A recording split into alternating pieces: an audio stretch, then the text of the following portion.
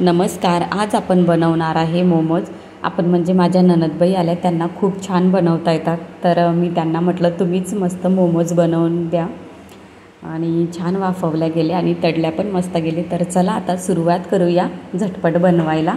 ह्या सगळ्या भाज्या मी आता पहिले बारीक कट करून घेणार आहे. आणि त्याआधी मी एक डबा घेतला आहे, मोठा डबाभर मी मैदा घेतला आहे.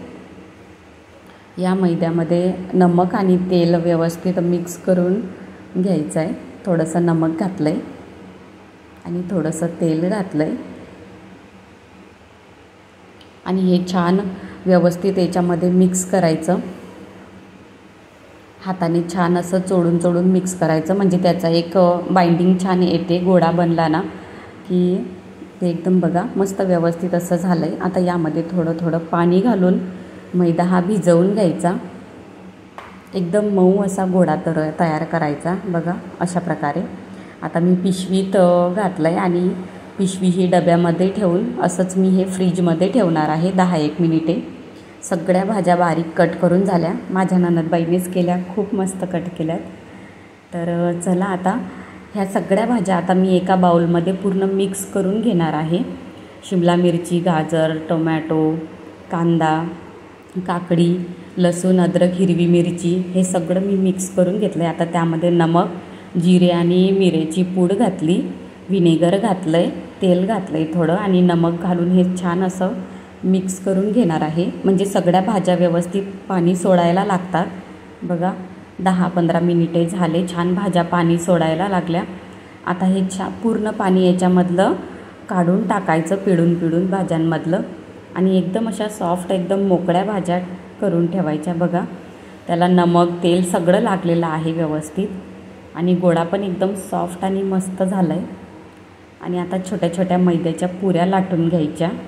जास्त जाडसर पण नाही ठेवायची, जास्त पातळ नाही, एकदम मीडियम अशा घ्यायच्या. आणि त्यामध्ये जे भाज्यांचं मिश्रण आहे ते टाकायचं आणि छान असा आकार देऊन, माझ्या नणंदबाईनेच बनवले, मस्त आकार दिला. आणि आकार देऊन सगळे मोमोज बनवून घेणार आहे. मस्त अशा प्रकारे छान आकार आला आहे. तसंच आता बाकीचे मोमोज पण आम्ही दोघी तयार करून घेणार आहे. तसंच मी आता एका बाउलमध्ये इडलीच्या भांड्यामध्ये मी पाणी ठेवलं आहे वाफवायला. पाणी गरम झालं आहे मस्त. आणि आता हे सगळे मोमोज त्यामध्ये ठेवून मी वाफवून घेणार आहे. 10 ते 12 मिनिटे छान वाफवायचे. आपले 12 मिनिटे झालेत मस्त आणि छान मोमोज मस्त वाफवल्या गेलेत. जेव्हा त्याच्या आतमधल्या भाज्या दिसायला लागतात ना तर समजून जायचं की मोमोज छान वाफवल्या गेलेत म्हणून. बघा दिसायला लागले म्हणजे मस्त झालेत. तसंच मी आता मीडियम तेलामध्ये सगळे बाकीचे राहिलेले मोमोज तळून घेणार आहे. तळलेले पण छान लागतात आणि वाफवलेले पण छान लागतात. तुम्ही दोन्ही पण करून बघा. मस्त कचोरीला असतं तसं मीडियम तेल ठेवायचं, म्हणजे त्याच्या आतमधल्या सगळ्या भाज्या शिजून येतील व्यवस्थित. आता हे पण मस्त लालसर असा रंग येईपर्यंत मी तळून घेतलेत. बघा मस्त बनवून झालेत मोमोज. तसंच मी बाकीचे राहिलेले पण तळून घेणार आहे. तुम्ही पण ही रेसिपी घरी नक्की बनवा, तुम्हाला पण खरंच खूप आवडेल.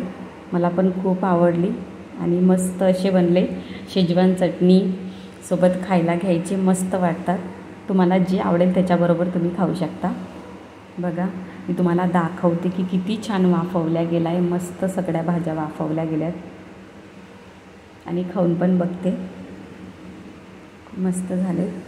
आणि तसंच हा तळलेला पण बघा, याच्यामधल्या पण छान भाज्या झाल्यात, मस्त झाले. अशाच छान छान नवीन रेसिपी बघत राहा. माझ्या चॅनलला लाईक करा, शेअर करा, सबस्क्राईब करा. बाय.